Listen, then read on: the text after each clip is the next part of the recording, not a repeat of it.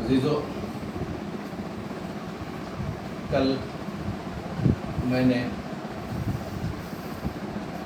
Novel के फ़न से बहस की थी और बहुत हल्की रोशनी डाली थी। मैंने ये बताया था कि उर्दू में नावल अंग्रेज़ी अदब की देन है। उससे पहले उर्दू में दास्तान गोई का रिवाज था, लेकिन जब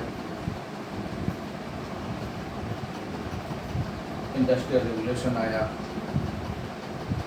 और इंग्लैंड या यूरोप के दूसरे ममालिक में नावल लिखने का रिवाज आम हुआ, तो हिंदुस्तान की मुख्तलिफ ज़बानें उर्दू और हिंदी की मुतासिर हुए बगैर नहीं रही और उर्दू में भी नावल लिखने का रिवाज आम हुआ। 1857 के बाद जो हिंदुस्तान की सियासी निज़ाम में तब्दीलियाँ आई, नए नए मसाइल सामने आए, नज़ीर अहमद ने उन मौज़ूआत को अपने नावल में जगह दी। 1947 के बाद जो सियासी समाजी माशी इक़्तिसादी एतबार से जो तब्दीलियाँ रूनुमा हुई, इंसानों के खून की होली खेली, इंसानों के खून से जो होली खेली गई, उदास नस्लें उसके जो है एक जीती जाती मिसाल है। मैंने ये बताया था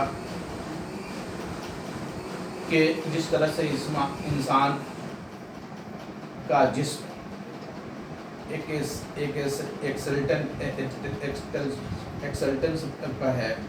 स्केलेटन पे है, इस स्केलेटन पे इंसान के जिस्मों को अल्लाह ताला ने उतारा है। उसी तरह हर फन का, हर अदब का, हर तख्लीक का, हर सिन्फ का एक ढांचा होता है, एक स्केलेटन होता है। नावल का भी एक ढांचा है, एक स्केलेटन है। इसी स्केलेटन पे नावल निगार अपनी कहानियों को उतारता है। बग़ैर सांचे के नावल निगार, अफसाना नवीस अपनी कहानियों को पेश नहीं कर सकता है। मैंने बताया कि उर्दू नावल के अज़ाए तरकीबी या अनासिर तरकीबी का जो सबसे पहला जुज़ है वो है किस्सा। किस्सा के बारे में एक मशहूर मुफक्किर E.M. फास्टर का कहना है कि किस्सा नावल में एक रीढ़ की हैसियत रखता है। किस्से के बगैर नावल का वजूद मुमकिन नहीं। किस्सा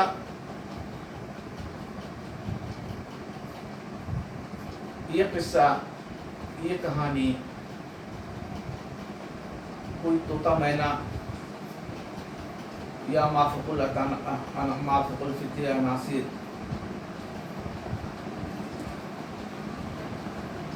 से मुस्तार नहीं होती है। ये कहानी हमारी ज़िंदगी, हमारे गिरदोनवा, हमारे आसपास, हमारे समाज, हमारे मुआशरे में जो वाक़यात हादसात पेश आते हैं या सियासी, समाजी, माशरती, इक़्तिसादी में जो तब्दीलियाँ रूनुमा होती हैं, नावल निगार फ़नकार उससे मुतासिर होता है और उसको अपने फ़न में, अपने नावल के ज़रिए पेश करने की कोशिश करता है। कहा जाता है कि जो कहानी, जो किस्सा इंसानी ज़िंदगी की हकीकतों से जिस कदर दो चार होगा, वो नावल ज़्यादा कामयाब होगा। इसके बारे में कहा जाता है कि ज़्यादा बेहतर ये होगा कि फ़नकार उन्हीं कहानियों को अपने फ़न में, अपने नॉवेल में जगह दे जिसे बहुत करीब से देखा हो, मुशाहिदा किया हो, तजर्बा किया हो, और बेहतर ये होगा उसे वो खुद होगा।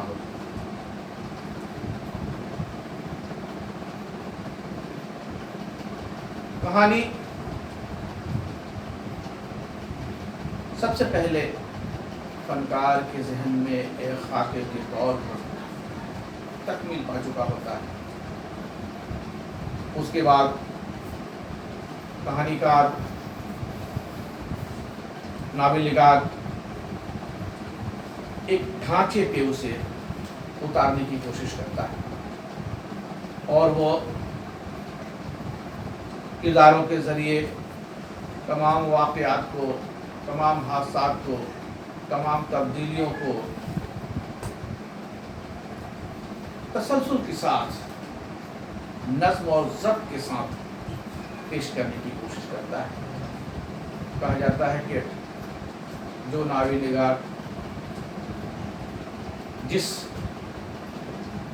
फनकाराना चालुदस्ती के साथ किस्से को मरबूत, मुनज़्ज़म तरीके से तसलसल की तरह पेश करे, वो कहानी, वो नावल ज़्यादा कामयाब होता है। जब तक कहानी में और वाक़यात में तसलसल नहीं रहता, नावल में, नावल की कहानियों में तारीन को, सामीन को दिलचस्पी पैदा नहीं। इसलिए नावल को कामयाब बनाने के लिए, नावल की कहानियों को ज़िंदा करने के लिए, अमर करने के लिए उसको इंतहाई फनकाराना चालुदस्ती के साथ, तसलसल के साथ, मरबूत और मुनज़्ज़म तरीके से, जैसे तस्बीह में मोती के दाने आपस में खुलू होते हैं, उस तरह से उसके तमाम दाने आपस में जुड़े हों। इस तरह से जंजीर की कड़ियाँ आपस में मजबूत होती हैं। अगर उनमें से अगर एक कड़ी को भी अलग कर दिया जाए तो जंजीर की हैसियत मुंतशिर हो जाती है, बिल्कुल मुंतशिर हो जाती है। वही सूरत है अगर वाक़यात में, हादसात में तसलसल नहीं रहता है तो किरदार कमज़ोर हो जाते हैं, नावल में दिलचस्पी बाकी नहीं रहती है, उसकी जासूसियत जाती रहती है। इसलिए फनकार की सबसे बड़ी कामयाबी और इम्तिहान का मकाम कहानी को, किस्से को तसलसल के साथ और दिलचस्पी के साथ पेश करने की कोशिश की। वैसे जदीद नावल निगारों ने किस्से को तसलसल के साथ पेश करने से भी एतराज़ किया है। उनका मानना है कि ये नावल के लिए कोई ज़रूरी नहीं कि तमाम वाक़यात या किस्से के तमाम वाक़यात एक कड़ी की तरह आपस में जुड़े हों। ये इसके लिए कोई शर्त नहीं। जदीद नावल निगारों ने इस तरह के कई नावल लिखे हैं।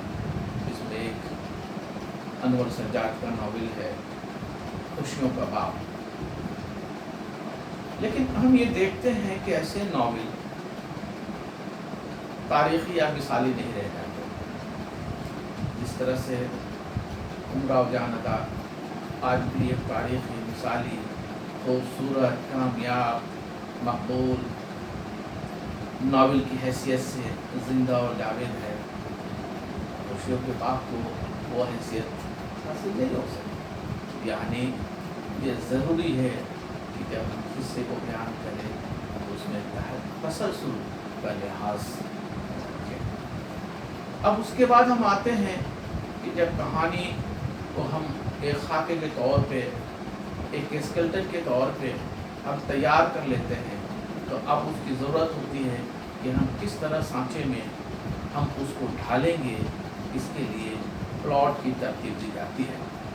प्लॉट एक अहम जुज़ है जिस पर हम कहानी को हम उतारते हैं। जिस तरह से सोने को सुनार पिघलाता है और फिर उसको सांचे में ढाल के उससे मुख्तलिफ तरह तरह के ज़ेवरात तैयार करता है, उसी तरह से कहानी हम समाज से लेते हैं, समाज से मुंतखब करते हैं, लेकिन फिर उस कहानी को, ज़िंदगी की उन हकीकतों को, ज़िंदगी से मुतालिक उन तमाम मसाइल को किस तरह से हम पेश करेंगे, इसके लिए प्लॉट की ज़रूरत होती है। इसलिए फनकार नावलनगार प्लॉट के ज़रिए अपनी कहानियों को ज़िंदगी और ज़िंदगानी देने की कोशिश करता है। अब मेरी नज़र में ये प्लॉट दो तरह के भी हो सकते हैं।